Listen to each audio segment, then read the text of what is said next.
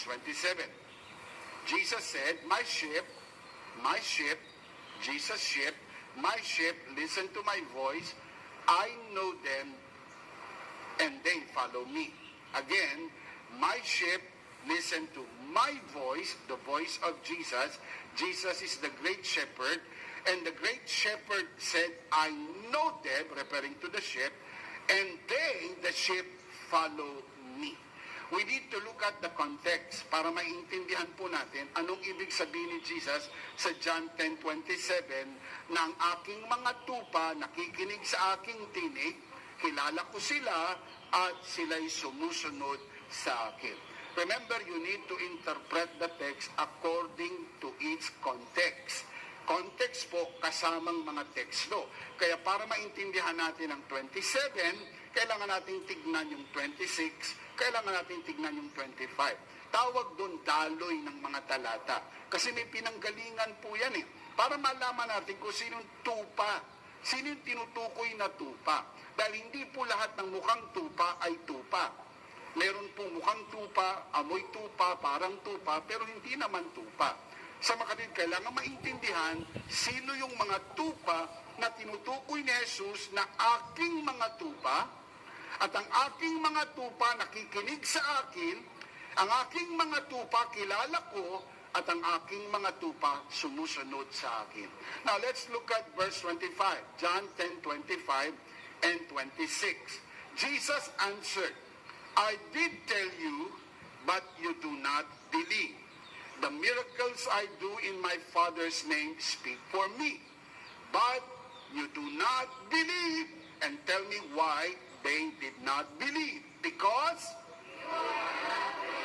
you are not my sheep. Huli na natin kung sinong tinutukoy na tupa. Ang tupa ay yung naniniwala kay Jesus. Hindi po Hudyo lang, kasi pati hintil, basta naniniwala kay Jesus. Sapagkat ang kaligtasan ay hindi po exclusive sa mga Hudyo lang. Sabi na Apostol Pablo, for I am not ashamed of the gospel of Christ, for it is the power of God unto salvation, first to the Jews, and then to the Gentiles as well. Romans chapter 1, verse 16. Hindi po gusto ng Diyos mga Hudyo lang ang maligtas. In fact, ang plano ng Diyos, gagamitin niyang mga Hudyo upang maging ilaw sa gitna ng mundong maliwanag, upang maging tanglaw, akitin ang tao papalapit kay Jesus. Pero tinanggihan ng mga Hudyo ang gawain ito. Sa halip na tanggapin po nilang Mesyas, kanila pong ipinapatay ang Mesyas. Kaya po ang Iglesia, the Gentile Church, tayo po ang nagmimistulang lighthouse, tayo nagmimistulang ilaw dito sa mundo na ito. Madilim ang mundo, hindi alam ng mundo ang direksyon. Pero dahil tayo po ang ilaw at si Jesus ang ilaw, ginawa tayong ilaw bilang simbahan, bilang iglesia, bilang mananampalataya upang akitin ang mga tao papalapit sa tamang pananampalataya sa ating Panginoong Jesus. Now, if you look at the verse, ang tinutukoy pong tupa ay ang mga naniniwala. So kung ikaw ay naniniwala kay Jesus, ikaw ay tupa. Hindi po amoy tupa, hindi po mukhang tupa, kundi tunay na tupa. Look at the verse again. I did tell you, but you do not believe. The miracles I do in my Father's name speak for me, but you do not believe. Why? Because you are not my sheep. Maraming mga tao nagsasabi, o kaya hindi naniniwala yan dahil kulang pa sa paliwanag. Pag yung pastor namin ang magpaliwanag dyan, madali yan. O yung bishop namin magpaliwanag, kuha yan. O kaya hindi naniniwala yan, kulang pa sa mga nakikitang milagro. Pag nakakita ng milagrong patay na buhay, bulag nakakita, pilay nakalakad, at mga kababalagan, sigurado maniniwala yan. Well, tatanungin ko po kayo, meron pa bang dadaig kay Jesus magpaliwanag? Meron pa bang dadaig sa mga milagrong ipinakita ni Jesus? Si Lazaro, 4 na araw ng patay, binuhay ng Panginoon. Bulag nakakita, pilay nakalakad, ketungin luminis. At ang pinakadakilang himala, siya po'y namatay. At pagkatapos ng 3 araw, siya'y muling nabuhay at buhay magpakailanman. Ang sabi niya sa kanyang mga kausap, gibain niyo ang templong ito, itatayo ko uli Pagkalipas ng 3 araw, ang templong kanyang tinutukoy ay ang kanyang katawan. Kaya nung siya'y mamatay, siya'y muling nabuhay. The greatest miracle of all, that Jesus raised himself from the dead. Kaya po wala nang tatalo pa sa milagrong ipinamalas ng Panginoon. Pero look at the verse, hindi pa rin sila naniwala. Mahusay na paliwanag, magaling na paliwanag, magagandang milagro, walang katapat na milagro, pero hindi pa rin sila naniwala. And please tell me, look at the verse, tell me why they did not believe. Because they are not the sheep of Jesus. Kaya mahalaga po na ating masagot ang tanong na ito. Which comes first? Not believing or not being my sheep? Ano ba ang nauna? Yung hindi paniniwala o hindi pagiging tupa? Issue po yun. Kaya nagkakaroon ng kalituhan pagdating sa evangelism sapagkat yung mga kambing ginagawa nating maging tupa. Hindi po. Evangelism ay hindi po ang kambing gawing tupa. Ang evangelism, hanapin ang nawawalang tupa. Tupa pa rin, nawala lang. Kasi yung nawawalang tupa, kapag nakita mo at iyong pinulot, inilagay mo sa balikat, sasama. Tupa yun eh. Pero yung pong kambing, pagka kinuha mo, pumapalag. Pumapalag. Sapagkat hindi po kumikilala ang kambing sa pastol. Pero ang mga tupa, natural sa tupang kumilala sa pastor. Kaya kapag naligaw po yan, nahanapin ang pastor, at pag nakita ng pastor, dadamputin po niya, ilalagay niya sa kanyang balikat, sumasama. Pero kapag pinunta ng pastor at nakikipag-versikulohan pa,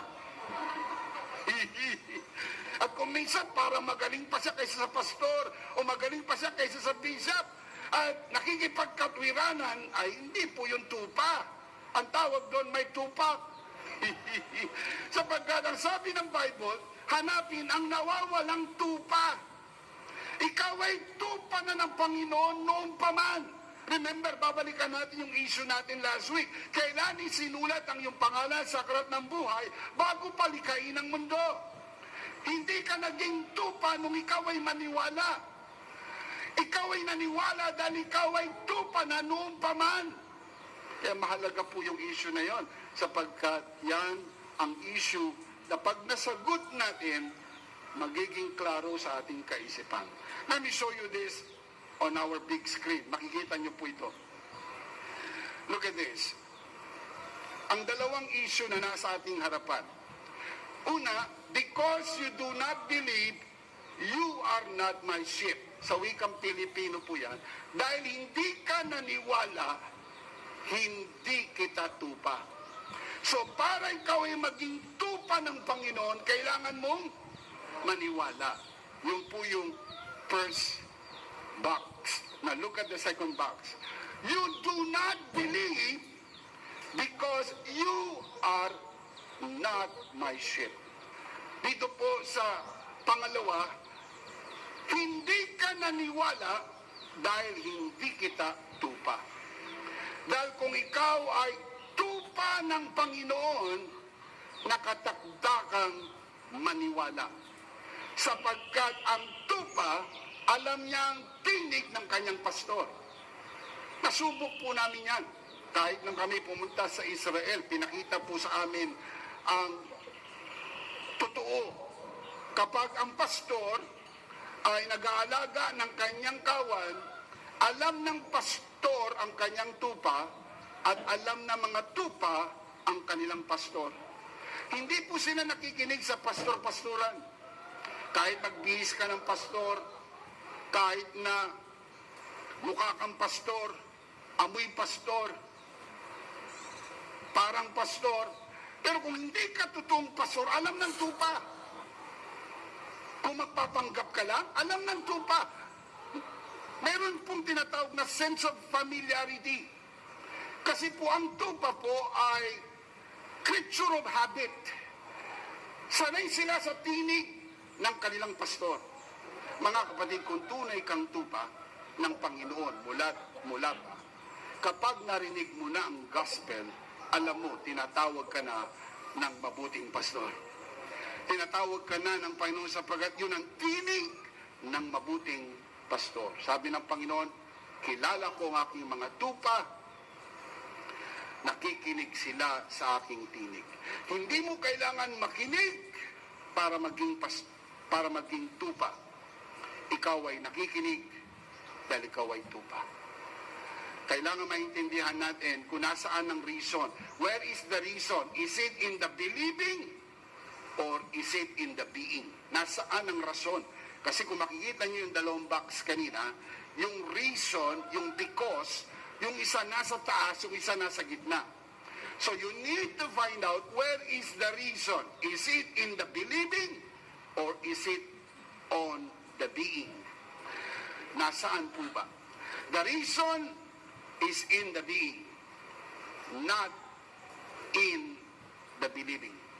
Listen, sabi ni Jesus, ano sabi ni Jesus? You do not believe. Tell me why you do not believe. You are not my sheep. Therefore, if you are his sheep, you would surely believe. Kaya walang struggle eh. Kaya ang evangelism hindi po sapilitan.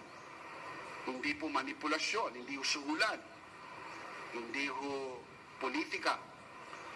Sumama ka, bibigyan kita. Sumama ka sa amin, may mga pangako, mga maling pangako, mga false hopes. Hindi po, sasama lang yan sa una, pero hindi rin tatagal. Kasi hindi talaga tunay na tupa. Dahil ang tunay na tupa, mga kapatid, ay tupa sa mulat mula pa. Hindi sila naging tupa. Listen, ang conversion hindi po kambing na naging tupa. Wala pong ganung conversion. Ang conversion po, nawawalang tupa, natagpo ang tupa. Pero tupa na sa mulat mula pa. Did you get that? Anak ka na ng Diyos sa mulat mula pa, sapagkat bupalikain ng mundo, pinili ka na ng ating Panginoon. Now, look at the verse again. John 10:25-26. Jesus answered, I did tell you, but you do not believe. The miracles I do in my Father's name speak for me, but you do not believe. Tell me why. Because you are not my sheep. So nilinaw ni Jesus, sino ang kanyang tinutukoy na mga tupa? Mga naniniwala. So magkakaroon po tayo ng memory aid. Pag sinabi natin sheep, ang point of reference natin, believers. So from this day forward, pag sinabing sheep, believers. Hindi po ito nire-refer mga unbelievers.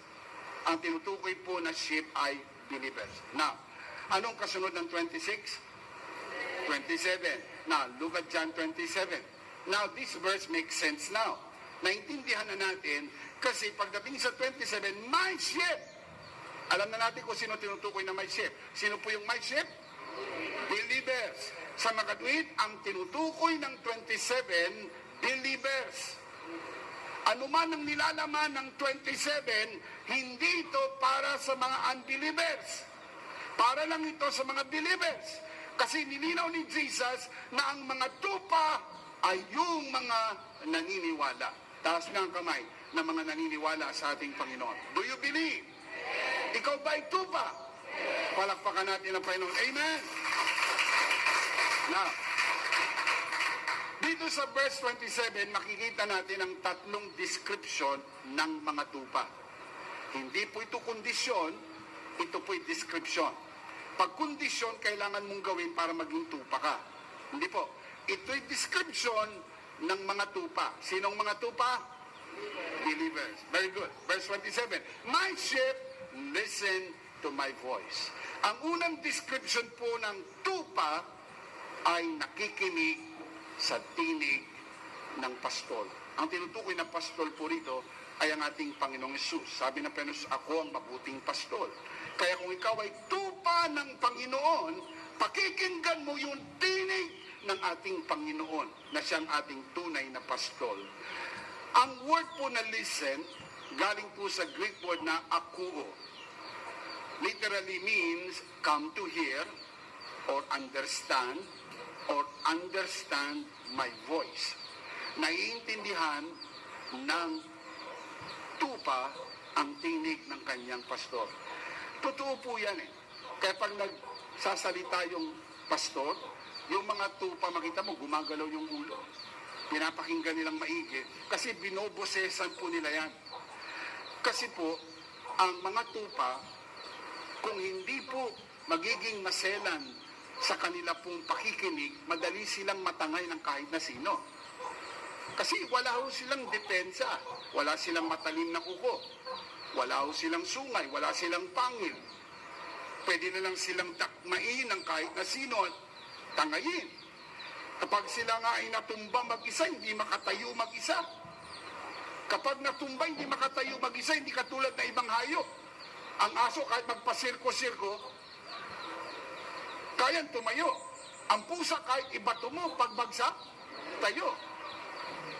Dahil pag hindi tayo, bagsak niyan, siopaw. Kaya, tayo lagi yan. Ang tupa, hindi niya kayang paliguan ang sarili niya. Nakadepende talaga sa pastor, di tulad ng ibang hayop. Makita mo, kayang maligo mag-isa. Hindi po. Ang tupa, kaya siyang patayin ng langaw o lamok. Kasi kapag nilalangaw siya at nilalamok, hindi niya alam kung paano bugawin. Di tulad ng ibang hayop, kayang bugawin ng kanilang kamay o ng kanilang paa o ng kanilang buntot. Sila hindi. Naiirita sila, kaya inuumpog nila yung ulo nila sa pader. Kaya makikita mo na lang, basag na yung bungo. Natumba, patay. Kasi naiirita sila doon sa langaw o lamok na lipad ng lipad sa kanilang ulo. Eh hindi nila mabugaw. Kaya mababasa nyo sa Bible, ang ginagawa ng mabuting pastor, nilalagyan po ng langis ang ulo. Tawag ng mga kapatid ay mosquito repellent. Sa ating bagong salin. Pero oil po yun, na yung amoy po nun, nagbubugaw ng insekto. Isipin mo, naisip po ng Bible yon. Naisip ng pastor, lagyan ng langis. Thou anointest my head with oil, my cup runs over. Sabi po ng Psalm 23. Kasi kung hindi lalagyan po ng pastor ang ulo ng tupa ng langis, lalangawin, lalamukin, hindi niya alam kung paano bugawin, untog ang ulo sa pader, kaya headbanger ang mga tupa eh. Headbanger. Untog yung ulo sa pader, diyak ang ulo, patay. Kaya po ito, very, very high ang kanila pong sensitivity when it comes to voice familiarity. Kapag nagsimula sila, narinig na nila yung boses na yon, yun na yung susundan nila. Di na sila makikinig sa ibang boses. Kaya maraming mga Kristiyano ang nalilito kasi kung kani-kaninong boses ang pinapakinggan. Kapag naintindihan mo na ang mensahe ng biyaya, huwag ka na makikinig pa ng ibang mensahe na hindi ayon sa biyaya. Now, listen to this. If you want to learn many things, you need many teachers. But if you want to master one thing, you need a mentor. Iba po yung mentor sa teacher. Kapag marami kang gustong matutunan, teacher ang kailangan mo. And of course, the more, the merrier. Pero when it comes to mastery, you have to have a mentor. Maraming pwedeng mag-mentor, pero pipili ka talaga. At ito ay pipiliin mo, at ikaw ay pipiliin ng mentor. Kailangan merong mutual choice. Hindi mo pwedeng sabihin, mentoran mo ako. Sabi ng mentor, ayoko. Hindi rin pwedeng sabihin ng mentor, may mentoran kita. Sabi ng mentoree, ayoko. Para maging successful ang mentoring, kailangan dalawa magpasya. Yung mentoree, sabi niya, mentoran mo ko. Ang sabi ng mentor, okay, may mentoran kita. Pagka nagtagpo ang dalawa, magkakaroon ng familiarity. Sabi sa Bible, walang estudyante na hihigit sa guro. Pero ang mabuting estudyante, magiging katulad ng kanyang guro. The best that the mentoree can reach is to be like his teacher.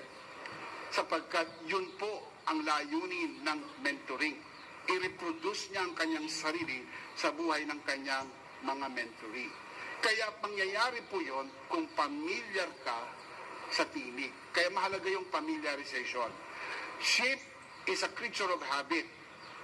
Kaya pag narinig nila yung boses, Gumaganyan sila. Gumaganyan. Pinapakinggan nilang maigi. Pag sure sila na ito yung pastor nila, susunod sila. Pero kung ito po'y pastor-pastoran lang, nagpapanggap na pastor, o kaya ay itsura pastor, pero hindi totoo, hindi mo sila susunod. Kaya ang unang description ng tunay na tupa, sila po'y nakikinig sa tinig ng Panginoon. Ano po ba ang tinig ng Panginoon? Ang tinig ng mabuting balita ng kaligtasan at ebanghelyo ng biyaya. Wala ka ng ibang pinapakinggan. Hindi ka po kailangan makinig sa mga maling biyaya o mga gawa na may kasamang biyaya o biyayang may kasamang gawa. I am very particular on this. Kasi sabi niya, nagsusuri ako. Kung nagsusuri ka pa lang, okay lang. Kasi nandun ka pa lang sa level ng nagsusuri. Pero kung ikaw ay sigurado na natagpuan mo na, it's about time to decide. Sapagkat tapos na po yung searching season. Mayroong season sa life mo na naghahanap ka, tinitimbang-timbang mo pa. Pero kapag sigurado ka na, beyond any reasonable doubt, that this is the true gospel of the finished work of Jesus Christ, then the searching is over. Tapos na ang paghahanap. Ano pang hahanapin mo? Natagpuan mo na ang tinig, narinig mo na, at ikaw ay tupa ng Panginoon. John 10:27, again, number 1, listen to my voice. Number 2, I know them. Kilala ko sila. Sabi ng Panginoon Jesus, kilala ko ang aking mga tupa. Napansin niyo po din ang mutual relationship? Yung una, kilala ng tupa ang tinig ng pastor. Listen, nakita niyo? My sheep listen to my voice. Yung una, kilala ng tupa ang tinig ng pastor. Tignan niyo pangalawa, sabi ng pastor, kilala ko ang aking tupa. Mutual. Magkakilala po. Hindi magkakalituhan. Alam ng tupa kung sino ang pastor niya. Alam din ng pastor kung sino ang kanyang tupa. Kaya walang kalituhan. Now look at this. The word know comes from the Greek word ginosko. Ang ibig sabihin po, relational knowledge. Kaya kitang-kita nyo doon sa verse 27, merong relationship. Yun pong tupa, familiar sa tinig ng pastor. Yung pong pastor, kilala niya ang kanyang tupa. The word there is ginosko. As opposed to the word oida. Oida is mental knowledge. Yung kilala lang sa isip. Kaya iba po yung kakilala, iba po yung kaibigan. Magkaiba po yun. Kasi yung magkaibigan, meron po silang pagkakilala sa isa't isa na hindi katulad nung kakilala mo pa lang. Kumbaga, iba yung ilang araw mo palang kakilala, ilang araw mo palang nakakahuntahan. Kasi po yung bumilang ng mga taon. Magkakilala kayo, tawag doon ginosko. Now, let me put it this way. Pwede ko sabihin sa inyo mga kapatid na kilala ko ang presidente ng Pilipinas. But only on the level of OIDA. Lahat ng aking kaalaman tungkol sa presidente ay doon lang sa impormasyon na mayroon ako na nakikita, nababasa, and very limited. Pero hindi ko pa po siya nakasamang kumain. Hindi ko pa po siya nakakwentuhan. Hindi pa po. Sa mga bin, hindi po ginosko. Kaya pwede nyo sabihin, kilala ko. Pero iba pag sinabi mong kilala ko ang asawa ko, ginosko yun. Kasi yung mag-asawa, magkakilala yan. Totoo ba? Na minsan magkatingin na lang yung mag-asawa, nakakaintindihan na? Alam mo kung galit siya, hindi kinakailangan ibato yung TV. Sobra na yon. Mararamdaman mo agad, galit siya. Pag may nagawa kang di maganda, may nasabi kang di maganda, minsan nagkukwentuhan lang kayo. Biglang tumahimik na siya. Ay, nako, may nasabi akong hindi ayos. May nagawa akong hindi ayos. Bakit? Kasi pamilyar kayo sa isa't isa. Kabisado ng magulang ang kanyang mga anak. Kung isa lang ang anak mo, madaling kabisaduhin.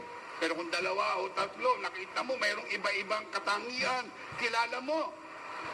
Meron kang mga anak na masyadong perfectionist.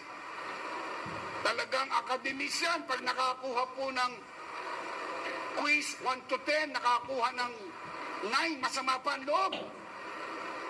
Sabi niya, sayang, hindi ko na perfect. Samantalang nung nag-aaral ka, makalima ka lang, masaya ka na. Oh, tapos meron kang anak na nakakuha ng 5, gusto magpa-Starbucks ka na. Oh, ano ibig sabihin? Without even being very comparative, pero kita mo agad na meron silang pagkakaiba. Bakit? Sapagkat walang nilikha ang Diyos na pare-parehas. Sino nakakakilala sa kanila ng higit? Ang magulang. Ganon din po sa relationship ng tupa sa pastor, ng pastor sa tupa, magkakilala po sila in a personal note dahil kilala ng Panginoon ang kanyang mga tupa. Look at this, 2 Timothy chapter 2 verse 19. Nevertheless, the solid foundation of God stands, having this seal. Look at the seal. The Lord knows those who are His. Surprise ya, the word know here is the same Greek word ginosko. Ginosko. Relational knowledge. Hindi po oida, hindi po mental knowledge, hindi po information. You may know lots of things about the person, pero iba po yung you know the person. Hindi yung sabi nila, narinig rin, lalo na yung mga kwento-kwento lang, sabi nila, ganun daw yan, sabi nila, ganun daw yan. You have to get to know the person. Kausapin nyo yung tao.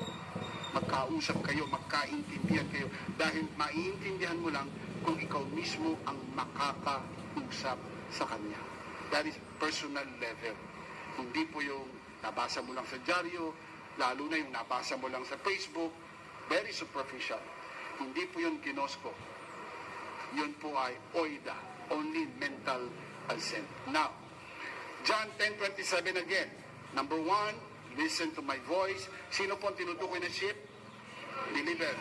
Believers, sabi ni Jesus, listen to my voice, the voice of the shepherd. Number 2, I know them.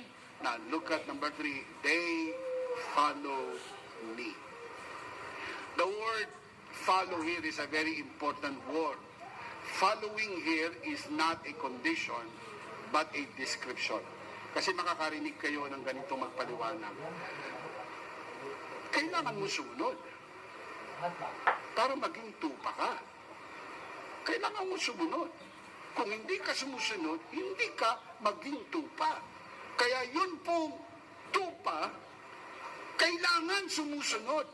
Dahil pag di ka sumusunod, hindi ka tupa. Very condemnatory, isn't it? Very judgmental. Na ang pagiging tupa mo nakasalalay sa iyong performance.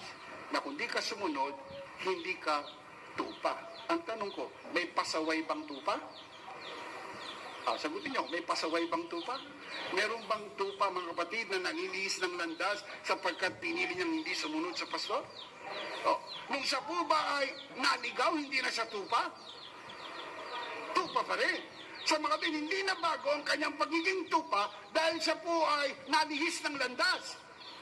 Sapagkat iba po yung kanyang ginagawa, iba po kung sino siya. Pero sa mundo, dinidefine tayo kung anong ating ginagawa. Maaari nakapagsinungaling ka ng isang beses, pero that thing will not make you a liar. Kaya hindi mo pwedeng sabihin sa kanya, sinungaling ka eh. Hindi. Sapagkat dinidefine mo yung kanyang buong pagkatao sa isa niyang pagkakamali. Maaari nagkapagsinungaling siya. For whatever reason at the back of the mind, hindi niya alam kung ba't siya nakapagsinungaling. Baka sa takot, sa nervyos, o na pressure, whatever. Pero that will not define him as a whole. Sabi mo, sinungaling ka eh. Iba yung sinungaling ka kaysa nakapagsinungaling ka.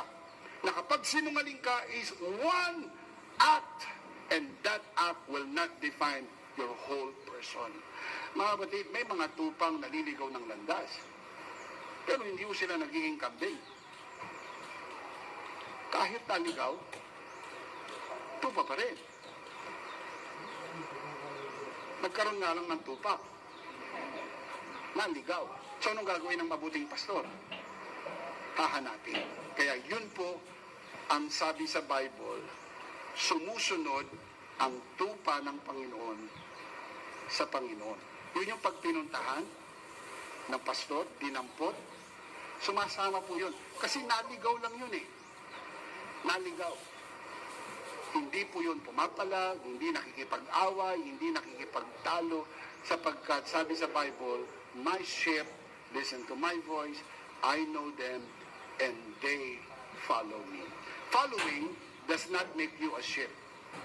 Likewise, barking does not make you a dog. Alam naman po natin that dogs bark, sheep follow. Alam natin, naturalesa ng aso ang kumahol, naturalesa ng tupa ang sumunod. Hindi mahirap sa tupa ang sumunod. Hindi po struggle sa tupa ang sumunod. Hindi niya po kinakailangan mag-seminar para mapag-aralan niya ang pagsunod. Hindi rin struggle sa aso ang kumahol. Hindi po siya nag-seminar para matutong kumahol. Did you get that? Natural ba sa aso ang kumahol? Natural po ba sa tupa ang sumunod? Yes. Sa mga kapatid, hindi po kondisyon ang pagtahol para siya maging aso. Hindi po kondisyon sa tupa ang sumunod para siya maging tupa. Deskripsyon sa aso ang kumakahol, deskripsyon sa tupa ang sumusunod. Pwedeng kumahol ang tao, pero hindi ka magiging aso. Pwede bang kumahol ang tao? Let me put it this way. Kaya bang gayahin ng tao ang kahol ng aso? Pwede bang mas magaling pang kumahol ang tao kaysa sa aso? Yun naman. Lalo na kung magkaroon ka ng master's degree. Lalo na kung magkaroon ka ng doctorate degree in barking. Talaga mas magaling kang tumahol. Pero that thing will not make you a dog. Ganun din. Pwedeng sumunod yan. Sumunod. Isang buwan, isang taon, 2 taon, 3 taon, maraming taon. Pero soon and very soon, makikita mo mga kapatid kung ano ang tunay. Dahil hindi lahat ng purpose na pinto, hindi lahat ng tunay, pero tunay. Kaya po yung tunay na tupa, kahit maligaw lang, pupuntahan na ng pastor, siya ay kukunin, sasama. Pero yung hindi po tunay, sabi ni John, 1 John 2:19, nagsilabas sila sa atin sapagkat sa mulat mula, hindi sila sa atin sapagkat kung sila'y sa atin, nagsipanatili dapat sila. In other words, yung tunay na tupa ng Panginoon, hindi aalis sa Panginoon. You may change church, but you will never change your faith. Did you get that? Ang paglipat ng simbahan at pagpapalit ng simbahan is not an issue here. People can easily do that for 101 reason, pero you will never slide down to mixture. Never. Hindi na.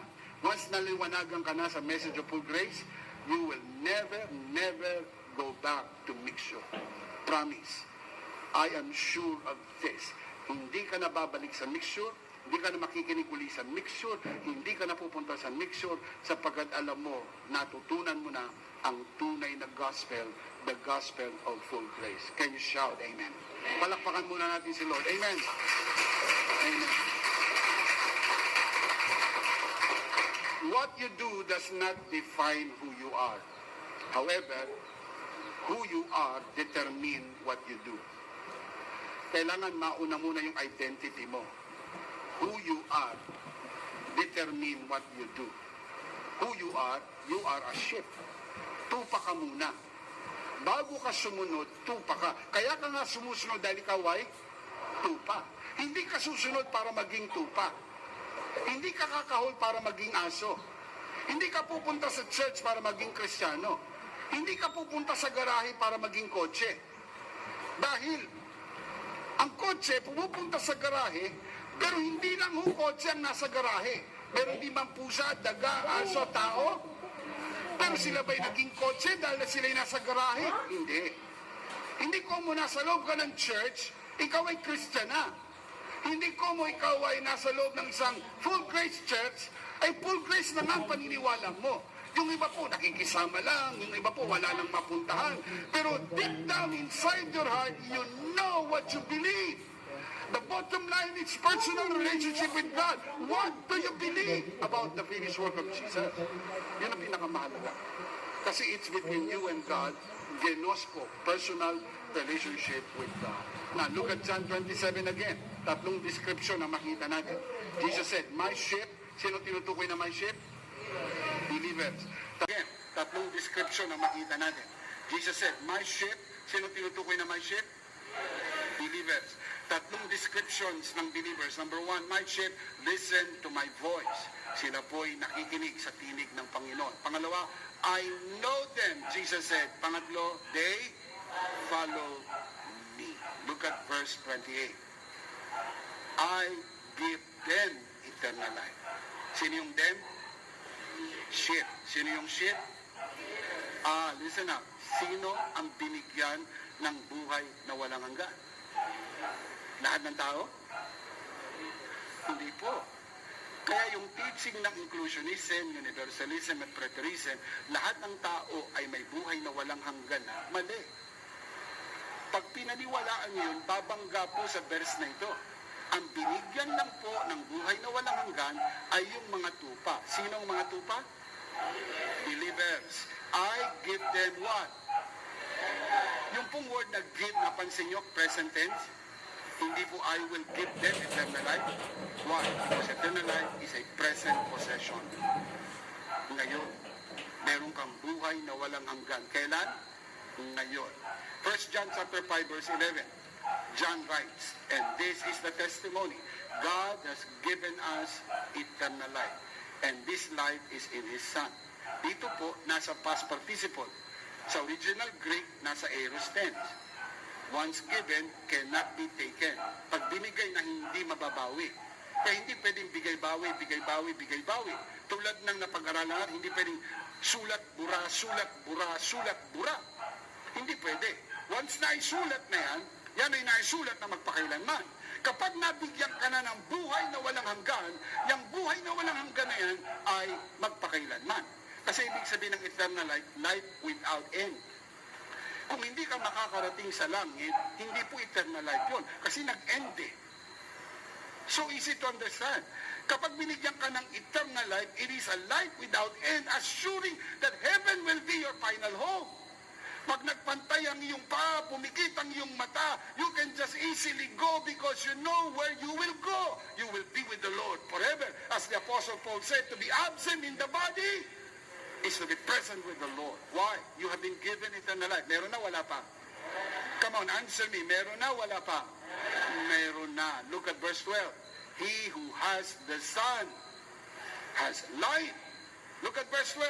He who has the Son has life. Nagkaroon ng transition.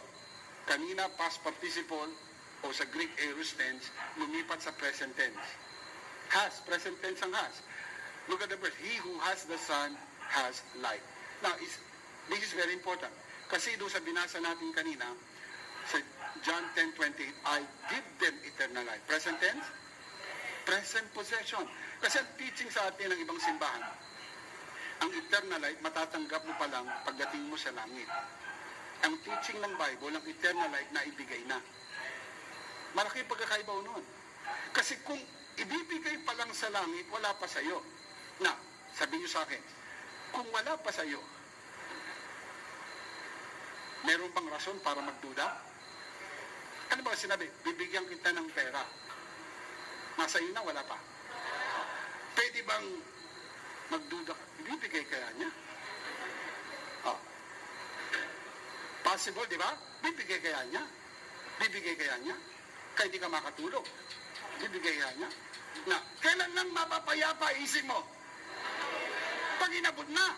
Kaya minsan, inaabot pa lang, ginawa mo na. Oo. Bakit? Kasi pag hawak mo na, may pagdududa pa. Pwede mo ba sabihin, hawak mo na, ibibigay kaya niya? Loko ka, hawak mo na.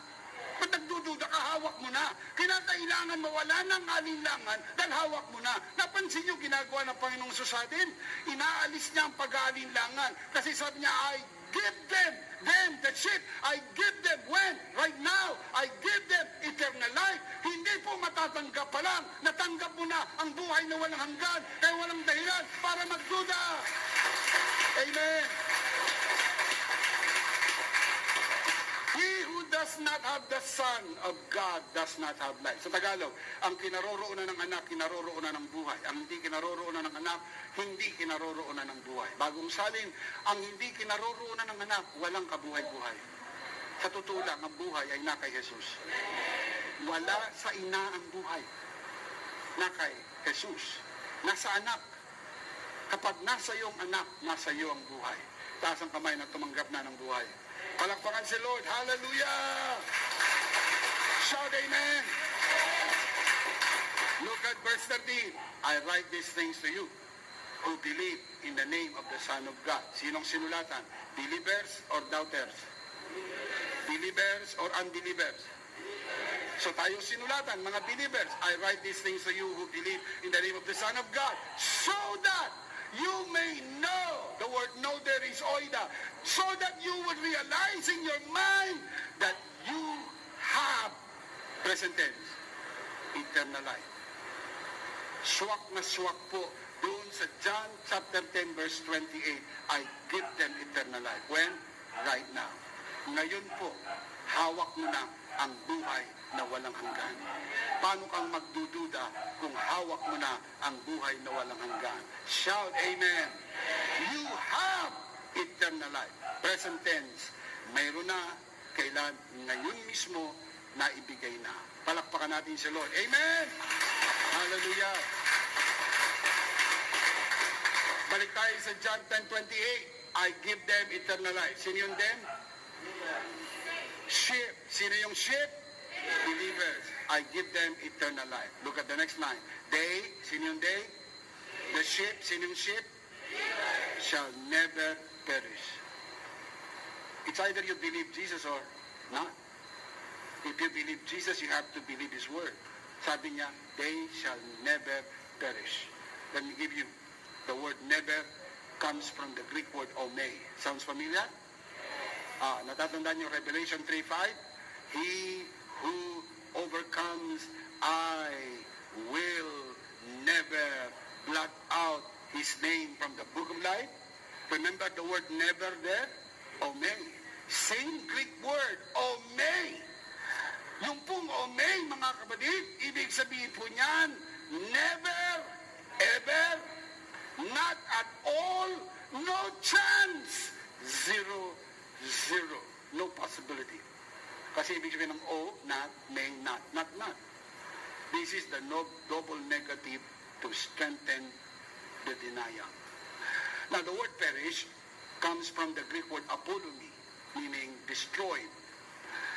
Ang pangalang Apollyon, which is the name of Satan, doon po galing yan, at nabuo salitang apolumi. Apolumi, destroy. Kaya pag binalikan mo yung verse, John 10:28, they shall never, ever perish. Walang tsansa na mapahamak ang anak ng Diyos. Walang tsansa na mapunta ka sa impyerno. Walang tsansa that you will miss heaven, your final home. Walang tsansa na mabura ang pangalan mo sa aklat ng buhay. Once you are truly saved, you are eternally saved. Not because of your works, but because of the finished work of Jesus Christ. Palakpakan si Lord. Amen! Amen. Again, John 10:28, I give them eternal life. I give them eternal life. They shall never perish. Original, omei, apolumi. Never ever perish. No chance. Look at the next line. No one can snatch them, sino them? No one can snatch the sheep from my hand. Walang makakaagaw sa mga tupa sa aking kamay. So, meron pong security? Come on, tell me, merong assurance? Yes. Walang nakalagay na kondisyon. Walang makakaagaw sa kanila sa aking kamay. Kung sila ay nag-iikapo, kung sila ay nananalangin, sila ay naglilingkod, sila ay nagpe-perform, na hindi na po issue yun. Kasi kung tupa ka, yun ay natural na sa iyo. Right? Ang pagbibigay, ang paglilingkod, pananalangin, hindi mo yung gagawin para maging tupa. Ikaw ay tupa, mulat-mula pa, kaya madali sa iyo ang magbigay, madali sa iyo ang manalangin, madali sa iyo ang magsimba, madali sa iyo ang maglingkod. It comes out naturally, katulad ng madali sa aso ang kumahol at madali sa tupa ang sumunod. Alam niyo kung saan po nagkakaroon ng kalituhan?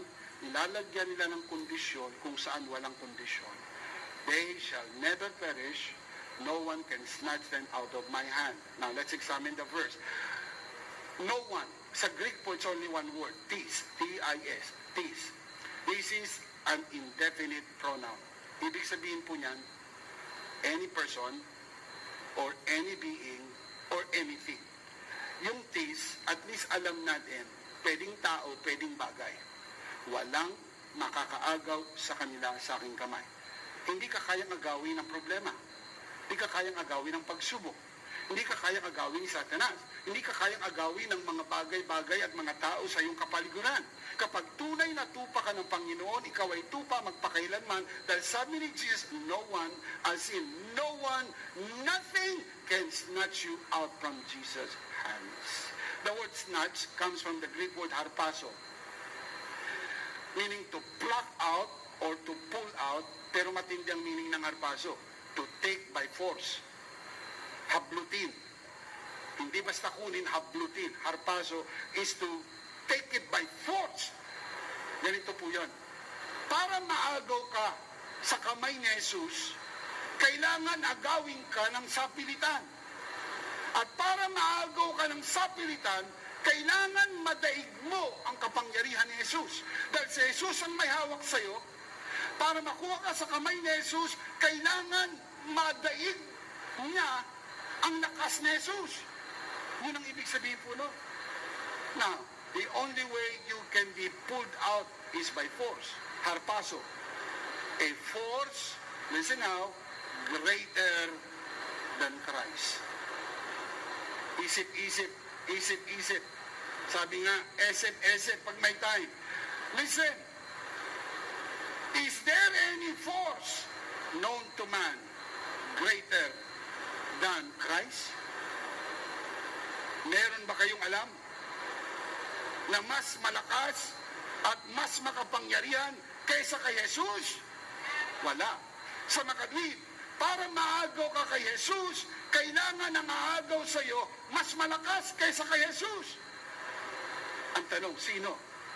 Sabi ni Jesus sa Matthew 28:18, all authority in heaven and on earth has been given to me. All authority. Sabi ng Philippians chapter 2, every knee should bow. Of things in heaven, of things on earth, and of things under the earth. And every tongue should confess that Jesus is Lord. Who is greater than Christ? No one. Look at my eyes. Look up here. Ang pwede lang makaagaw sa iyo sa kamay ni Jesus ay puwersang mas malakas kaysa kay Jesus. Meron ba kayong alam na mas malakas na puwersa kaysa kay Jesus? Wala. Kaya kung wala, ipayapa mo yung isip. Walang makakaagaw sa iyo sa kamay ni Jesus. Amen. Amen. Look at the verse. I give them eternal life. They shall never, ever perish. Omei apulomi. No one can snatch them out of my hand.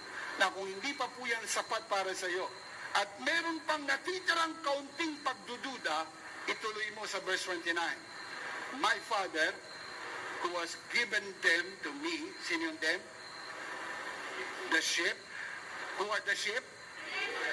My Father who has given the believers to me is greater than all. No one is greater than the Father. Amen? The Father is greater than all. Look at the next line. No one can snatch you out from the Father's hand. Hindi. Nasa kamay ka ni Jesus, walang makakaagaw sa iyo. Nasa kamay ka pa ng Ama. So ilang kamay nang may hawak sa iyo? Dalawa. Dalawa. Yung isang kamay dyan, yung kamay na gumawa ng buong sang sinupog, yung isang kamay dyan, yung kamay na napako sa krus. Hawak ka na ni Jesus, hawak ka pa ng Ama, at nagdududa ka. Hindi kaya iniinsulto mo na ang Diyos? Parang sinabi sa iyo ng tatay mo, bibigyan kita, maniwala ako sa iyo. It hurts, you know? Sapagkat nagdududa siya sa iyong kakayahan, o kaya naman, kung di man nagdududa, iniinis ka lang para lakihan mo yung bibigay mo. O for whatever reason. Pero, masarap yung feeling na pinagtitiwalaan ka. Isipin niyo, kapatid, kung ang tiwala natin nasa Diyos, nasa kamay tayo ni Jesus, nasa kamay tayo ng Ama. Sabi ni Jesus, no one is greater than the Father. No one can snatch you out of the Father's hand. Ilang kamay ang may hawak sa'yo? Dalawa. Look at verse 30. I and the Father are one. Saan po sila isa? Magkaisa po sila sa pagbibigay sa atin ng seguridad na walang makakaagaw sa atin sa kanilang kamay. The Father and the Son are one in giving us the unconditional assurance that, one, we have eternal life. Two, we shall never perish. Three, no one can snatch us out from their hands. Whose hands? The hands of the Father and the Son. Yan po ba yung nagbibigay ng kasiguruhan? Wala ka nang dapat pagdudahan. Wala kang dapat pag-alinlanganan. Kung paanong sigurado ka ng pangalan mo hindi mabubura sa aklat ng buhay, sigurado ka kung ikaw ay totoong ligtas. Ligtas ka, magpakailan-kailan pa man. You are saved, saved, saved, saved, saved, saved, saved forever! Come on, give him praise! Woo! Hallelujah! Amen! Jesus said, no one can snatch them out of my hands. Jesus said, the Father is greater than all. No one can snatch you from the Father's hand. Sabi ng iba, no one can snatch you out of God's hand. No problem. But what if you jump out? Narinig nyo na yung katwiran niya? Sabi nila, wala nga, Bishop, wala. Bishop, totoo naman yan eh. Tinuturo mo, walang makakagaw. Totoo yan eh. Naniniwala rin kami dyan eh, walang makakagaw. Pero paano naman ikaw kung tumalon ka? Eh, ikaw nasa kamay ka na ng Lord, tumalon ka.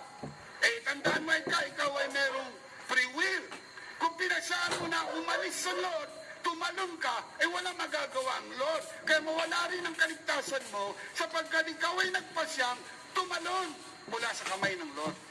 Walang tanong po ito, may balak ka ba tumalon? Ha? Mga kapatid, maraming mga tao ang iniisip, baka tumalon. Ang totoo niyan, kapag totoo kang tupa, hindi ka tatalon. Amen? Kapag totoo kang anak ng Diyos, wala sa isip mo ang tumalon. Tanong ko naman, kung aalis ka sa Lord, saan ka pupunta? Saan ka pupunta? Tinanong ni Jesus ang kanyang mga alagad. John chapter 6, nag-aalisan ni mga tao, nag-pack up na ng bag. Hindi na sila susunod, nag-drop out na. Umalis na sa online class. Ayaw nang umaten, ayaw nang magpatuloy, wala na, nag-pack up na. Nag-umpisa nang lumakad, papalayo. Sabi ng Panginoon Jesus, pati ba kayo alis na rin? Kinausap niya ang kanyang mga alagad. Pati ba kayo alis na rin? Kasi yung iba nag-aalisan eh. Pati ba kayo alis na rin? Sumagot si Pedro, Panginoon, kung kami aalis, saan kami pupunta? Nasa iyo ang salita ng buhay. Mga kapatid, pag naintindihan mo kung ano ang ibinigay sa iyo ng tinapos na gawa ni Kristo, hindi ka aalis sa ating Panginoon. This is about the finished work of Jesus. Shout amen! But of course, I will do injustice kapag hindi ko yan na-discuss sa inyo ng kabuuan, which I am afraid wala po kong enough time to fully discuss that. Meron po tayong booklet ang titled The Tension Between Grace and Free Will. Kasi, hindi ko dinideny meron tayong free will. Teaching ng Bible yan, may free will ka. Merong grace, may tension po na namamagitan. And if you want to learn more about the tension between grace and free will, especially you who are watching this broadcast, you may want to learn more of this. You can see the link on the screen. get a copy of this booklet, also available in ebook format. If you can jump out from the Father's hand, this is for the purpose of argument. Halimbawa lang, kung sakali, pagbigyan natin yung malikot na kaisipan ng iba na tatalon, if you can jump out from the Father's hand, then you have just snatched yourself out from His hand. This makes you greater than the Father. Ikaw na. Raise the roof. Grabe. Nadaig mo ang Ama. Ang ibig sabihin po niyan ganito kung makakatalon ka mula sa kamay ng Ama, na sabi ni Jesus, walang makakaagaw sabi sa kamay ng Ama, pero nakatalon ka, ganito yun. Nadaig mo ang Ama. Nadaig mo ang Ama. Ikaw ay nakatalon. Kasi sabi sa Bible, no one is greater than the Father. Look at the verse. My Father, verse 29, who has given them, the sheep, to me, is greater than all. Who is greater than all? The Father. Look at the next one. No one can snatch them out of my Father's hand. Let's examine the verse. Yung pong no one, sa Greek po, it's only one word. O days. O days. Sounds familiar? O? Good. Natatandaan nyo na. Pag pinagsama yan, O may, not. Itong O, not, yung days, galing sa word na haze. Pagsamahin mo, O days, not one. Yung haze, ganito yan. Like one. Number one. Isa. Kasama ka ron. Kasi you are one. Pag sinabing not one, including you, because you are part of the one. Pag binilang ka ba, sabi, 0. Kapag sinimulan kang bilangin, saan magsisimula ang bilang? 1. Sino tinutukoy na 1? Ikaw yun. Pag tinuro ka, 1, 2, 3, 4, 5. Saan nagsimula? Sa 1. So, not even you. You cannot snatch yourself out from the Father's hand, you who are watching this broadcast, because you are not greater than the Father. No one is greater than the Father.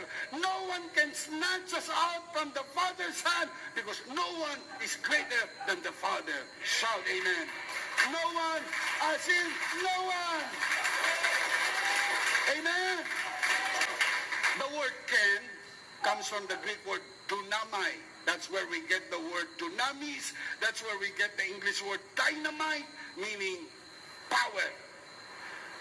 No one has the power to snatch us out from the hand of the Father. Now listen as I close. If you can snatch yourself out from the Father's hand, you just simply say, you are greater than the Father, which I do not believe. Because no one is greater than the Father. Amen? Sa kamay lang ni Jesus, walang makakagaw sa atin. Nasa kamay pa tayo ng Ama. Anong seguridad ang ibinibigay sa atin? Meron kang buhay na walang hanggan. Nasa kamay ka ni Jesus. Nasa kamay ka ng Ama. Sabi ni Jesus, sa kanyang kamay hindi tayo maagaw. Nasa kamay pa tayo ng Ama. Sa kamay ng Ama hindi tayo maagaw. Anong pinagdududahan mo? Ano't nagkagawa ka lang ng isang kasalanan, hindi ka naligtas. Nadapa ka lang, hindi ka naligtas. O kaya meron ka lang nagawa na maaaring hindi pumasa sa pamantayan ng ibang tao, hindi ka naligtas. Listen, nakita na ng Diyos ang pinakamasamang itsura mo, pero minahal ka pa rin ng Panginoon, sapagkat ikaw ay kanyang pinili mula pa ng likhain ng mundo. Amen. Kailan isinulat ang iyong pangalan sa aklat ng buhay? Bago palikhain ang mundo. Kailan kami nahal ng Diyos nung ikaw ay makasalanan pa? Kailan kanya inakap sa iyong karumihan? Wala ka pang nagagawa. Wala ka pang napapatunayan. Wala ka pang inilalaglag na offering sa offering bag. Hindi ka pa nakaka-attend. Wala ka pang serbisyo. Minahal ka na ng Panginoon. Ano't ngayon, nagdududa ka sa kanyang pagmamahal. Never doubt the love of God. Shout amen. Shout amen. No one can snatch us out from the Father's hand. Look at the verse. John 10:29. My Father who has given them to me is greater than all. Let me hear it from you. Who is greater than all? No one can snatch them out from my Father's hand. This assurance is only given to the sheep. It's not given to all. Look at my eyes. I'm starting to close. Hindi po ibinigay ito sa lahat. Ibinigay lang ito sa mga tupa. Sa mga tupa. Hindi sa mga di mananampalataya, para lang sa mga mananampalataya. Are you a believer? Kung ikaw ay tunay na mananampalataya, ikaw ay tupa. At kung ikaw ay tupa, ipayapa mong iyong isip. Ang bundok, lulukso man sa gitna ng karagatan, mabiyak man ang mundo, magunaw man ang mundo. Sigurado, tayo anak ng Diyos, magpakailan-kailan pa man, at tagapagmana ng buhay na walang hanggan.